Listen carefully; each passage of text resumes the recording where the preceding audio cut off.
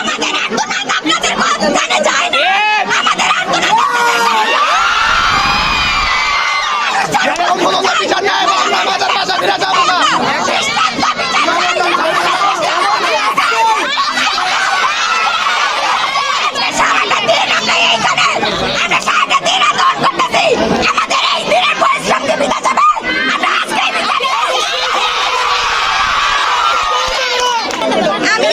সহপাঠীরা যখন এই স্কুলে অধ্যয়নরত অবস্থায় ছিলাম তখন আমাদের নুরুল ইসলাম মানে আমাদের যাকে আমরা স্যার বলে গণ্য করতাম এক সময়, তিনি আমাদের বিশেষ ক্লাস অথবা প্রাইভেট, আমরা যেটাকে প্রাইভেট বলে বুঝি বা জানি, প্রাইভেট এর নাম করে তাদের বাসায় নিয়ে পড়াইতো।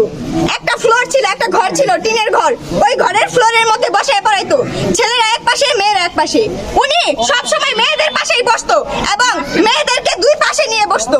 শীতের দিন ছিল, আমার স্পষ্ট মনে আছে সেই দিনটা, যেদিন চাদর দিয়ে দুইটা মেয়েকে দুই পাশ থেকে সে চাদরের নিচে নিয়ে নিয়েছিল। সেই চাদরের নিচে কি হয়েছে আমার মনে হয় না আপনাদেরকে বলে দিতে হবে। আমার আরেকটা দিনের কথা মনে আছে, বৃষ্টির দিন ছিল, আমি একা গিয়েছিলাম, আমি নিজে ভুক্তভোগী। আমার সাথে সেই দিন কি হয়েছিল আশা করি আপনাদের বলে দিতে হবে না।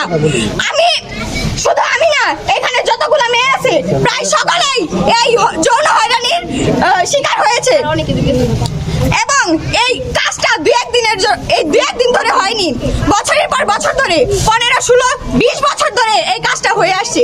যাদের বিয়ে হয়ে গেছে, আমাদের বড় আপুরা যাদের সন্তান এখন এই স্কুলে পড়াশোনা করছে, তাদের সাথেও এই খারাপ কাজটি করা হয়েছে। আর কতদিন আমরা মুখ বুজে থাকবো? শুধু যে মেয়েদের সাথে এই কাজটা করা হয়েছে এমন কিন্তু না, ছেলেদের সাথেও করা হয়েছে। ছোট ছোট ছেলেরা যখন পড়তে যায় তাদেরকে দিয়ে ওই অমানুষটা তার পুরুষাঙ্গ ধরায় এবং খাওয়ায়। এটা কোন ধরনের আচরণ? এটা কোন শিক্ষকের আচরণ হতে পারে না।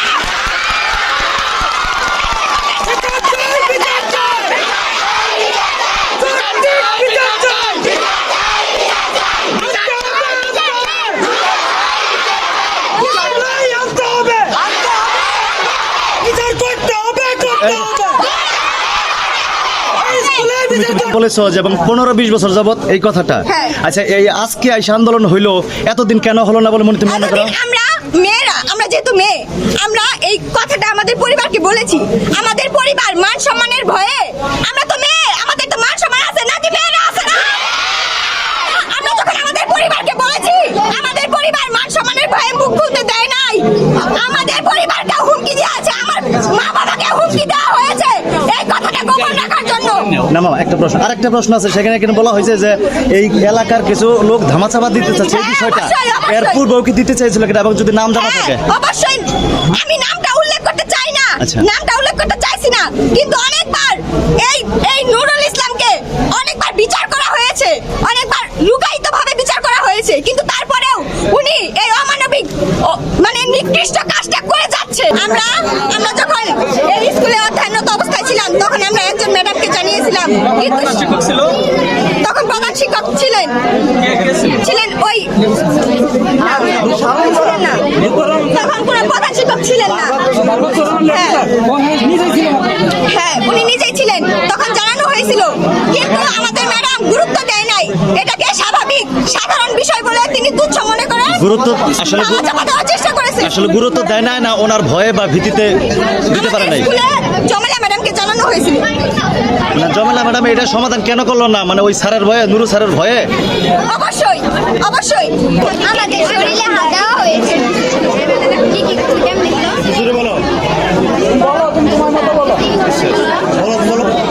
আমাদের বুকে হাত দিয়েছে, তিনি আমাদের তার কাছে ডেকেছেন যাতে আমরা তার কাছে যাই। তিনি আমাদের রুল 1 বানিয়ে দিবে, ক্লাসে ফার্স্ট করে দিবে।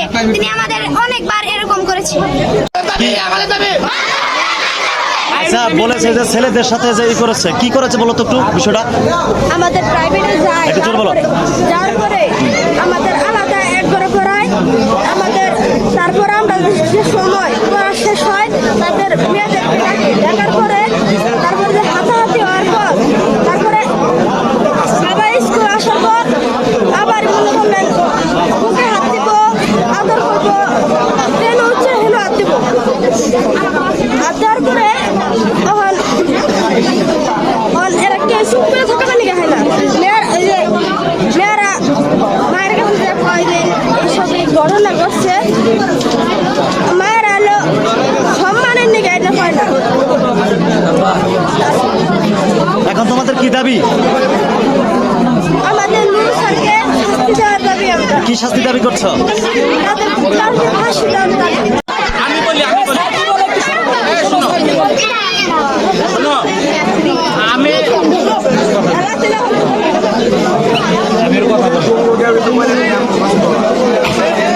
আসসালামু আলাইকুম। আমাদের দাবি শুনলাম আপনারা যেভাবে সারাদিন এইটার জন্য মানববন্ধন করছেন, লোকজনের সাথে আলাপ আলোচনা করছেন, মোটামুটি কিছু সবাই জানা গেছে যে সে একজন অপরাধী। আপনারাও শাস্তি চান, আমরাও তার শাস্তি চাই, ঠিক আছে? বিষয়টা হলো যে প্রত্যেকটা জিনিসের একটা নিয়মতান্ত্রিকভাবে কাজ করতে হবে, বিচার হবে। এবং আপনারা সময় যদি না দেন কেমনি বিচার করবেন? আপনারা তো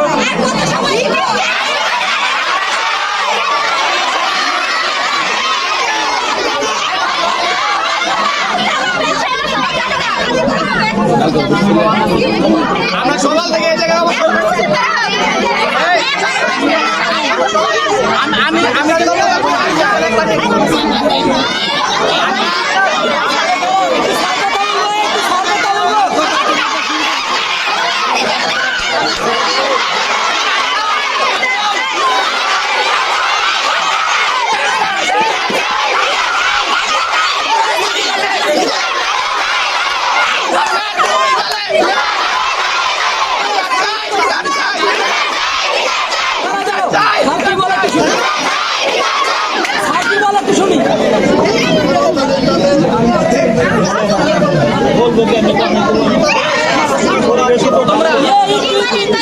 তোমরা শোনো, আমাদের শিক্ষা তোমরা সুন্দরভাবে একটা লিখিত দিবা, তোমাদের যে বক্তব্যগুলো আছে একটা লিখিত দিবা। এটা না আরেকটু বড় করে একটা ড্রাফট করে লিখে অভিযোগ লিখে সবাই স্বাক্ষর দিয়ে দিবে। এরপরে আমি তো নিজে প্রমাণ, আমি তোমাদের কথা আমি শুনে গেছি। এরপরে আমাদের যদি মনে হয় যে আমরা তদন্তে আরো আসবো না আসলে ঠিক এক কথা বলবো শোনাবো।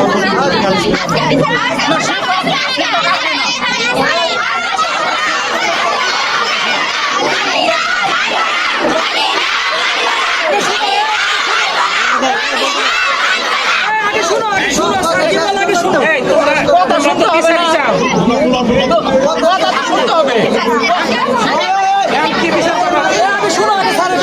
কথা তো শুনতে হবে, কথা তো শুনতে হবে। সে তো পলাতক, সে তো এখানে নাই, তার এখানে নাই।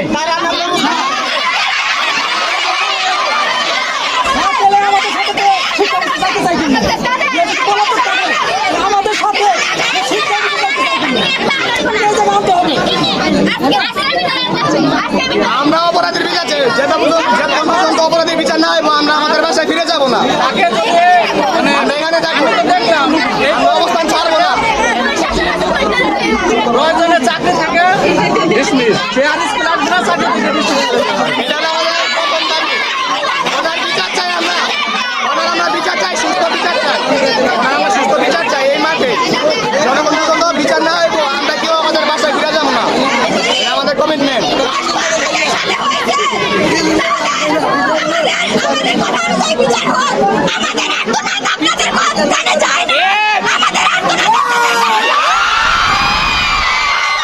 জনগণ পর্যন্ত বিচার না হইব আমরা আমাদের বাসায় ফিরে যাবো না।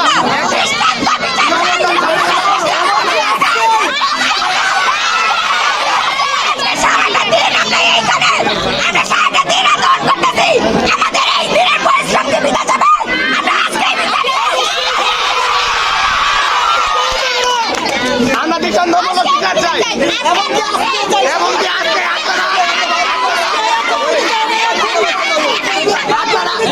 আপনারা কতক্ষণ সময় নেবেন আমাদের বলেন, আমরা আসি কতক্ষণ সময় নেবেন? আপনারা সকাল থেকে এখানে আসি, আমাদের আমরা আরো সময় আছে, আমরা এখানে থাকবো, আমরা বিচার চাই।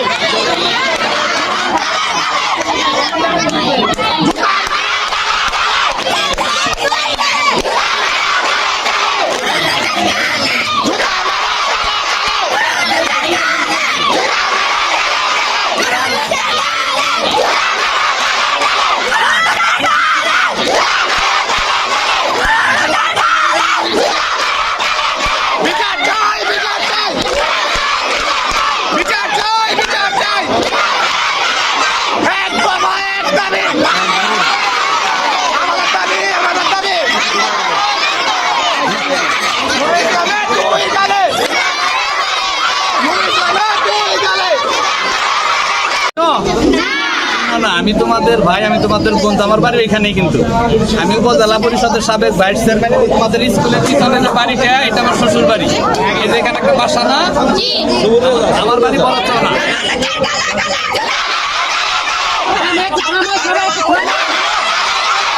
কথা বলতে দাও না, তোমরা চুপ থাকো, কথা তোমরা এখানে যে অভিযোগ করছো, সেই অভিযোগের কথা আমরা ইতিমধ্যে আমরা ফেসবুকের মাধ্যমে, অনলাইনের মাধ্যমে আমরা সারা সখীপুরবাসী জানছি এবং সখীপুর উপজেলার থেকে উপজেলা সহকারী শিক্ষা অফিসার তোমাদের মাঝে তোমাদের কথা শোনার জন্য আসছে।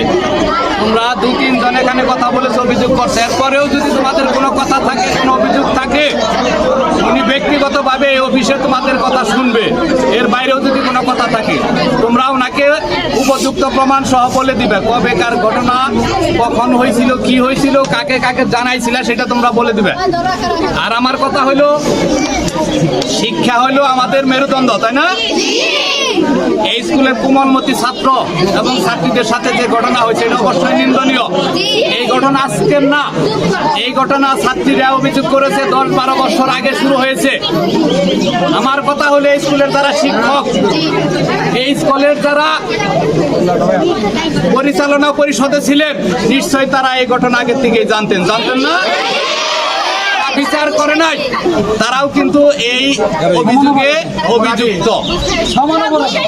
এটা তোমাদের বলার অপেক্ষা রাখে না। উনি আসছে, উনি খুব ভালো বুঝে একটা ঘটনা 10-12 বছর আগে হয়েছে।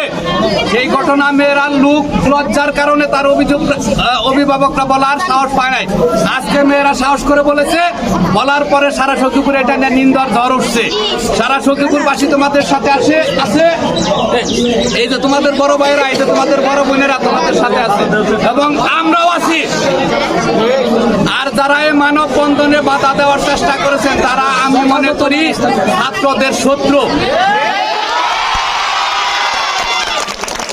এই দেশটা স্বাধীনতার 52 বছর পরে এসে ছাত্ররা নতুন করে স্বাধীন করেছে, নয়? ওদের কথা বলার অধিকার আছে, ওদের প্রতিবাদ করার অধিকার আছে। এই প্রতিবাদে যারা বাধা দিবে, তারাই হবে গণশত্রু এবং তারাই আজকের রাজাকার হিসাবে চিহ্নিত হবে। এই কোমলমতি ছাত্রছাত্রীরা মিথ্যা কথা বলতে পারে না, শিখাইয়া দেওয়ার কথাও বলতে পারে না। নিশ্চয়ই কোনো ঘটনা হয়েছে। আর এই ছাত্রছাত্রীরা ওই স্যারের কাছে পড়াশোনা করেছে। একজন স্যারের বিরুদ্ধে একজন ছাত্র কখনোই মিথ্যা অভিযোগ একাধিক ছাত্রছাত্রী আনতে পারে না, পারে? শিক্ষক হইল পিতৃতুল্য, মায়ের সমতুল্য, সেই শিক্ষকের বিরুদ্ধে অভিযোগ করতে পারে না। তোমরা সারাদিন এই রোদ্রে পুরে তোমরা মানববন্ধন করেছো, তোমাদের আমি এলাকাবাসীর পক্ষ থেকে অভিনন্দন জানাই, ধন্যবাদ জানাই এবং তোমাদের ঘটনার সাথে আমরা প্রত্যেকেই আছি। এই যে ছাত্র সমাজ এবং আমরা যারা সখীপুরে বড়চনায় যারা আমরা নেতৃত্ব করি, এটার বিচার হতে হবে। আমরা এক চুলো ছাড় দিব না, ইনশাল্লাহ। অনুরোধ রইল, তোমরা যেহেতু ছাত্র, তোমরা যেহেতু ছাত্রী, তোমাদের আন্দোলনটা নিয়মতান্ত্রিক হতে হবে। তোমরা আজকে মানববন্ধন করেছো, উনি একটা সমাধান দিয়ে যাবে, কারণ ওনারও অফিসার আছে। অফিসার এই ঘটনার আজকে একটা দরখাস্ত নিয়ে যাবে। দরখাস্ত নেওয়ার পরে আগামী আমি বলে দিলাম এলাকাবাসীর পক্ষ থেকে, আগামী 72 ঘন্টার মধ্যে একটা ব্যবস্থা নিতে হবে এবং ওই স্যার এই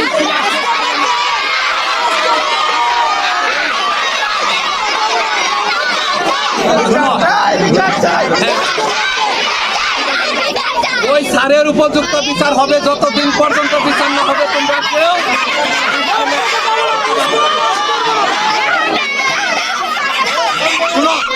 শুনো, এটার একটা তদন্তের বিষয় আছে, তদন্ত করতে। এইখানে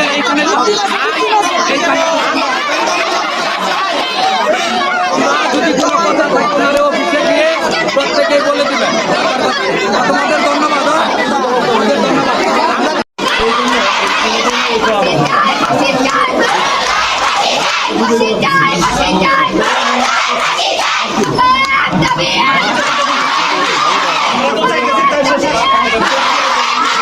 আরো বেশি শুনলাম যতটুকু, এর উপর ভিত্তি করে এটা বলতে পারি শিক্ষকরা অবশ্যই ভিতরে যারা আছে তারা অবশ্যই সহযোগিতা করছে।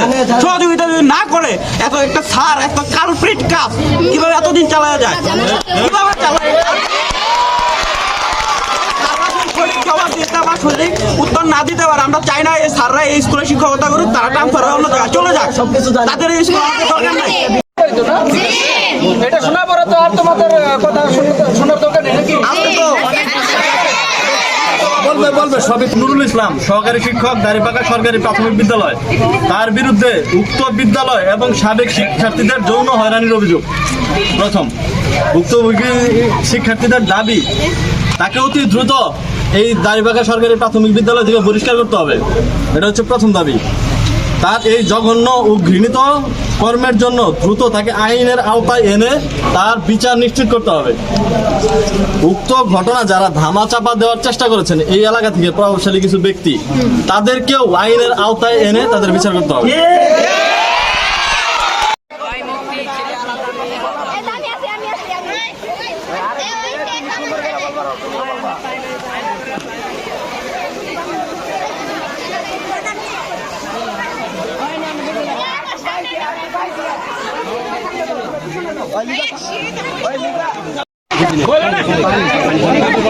আমাদের কথা মামা এদিকে আসেন।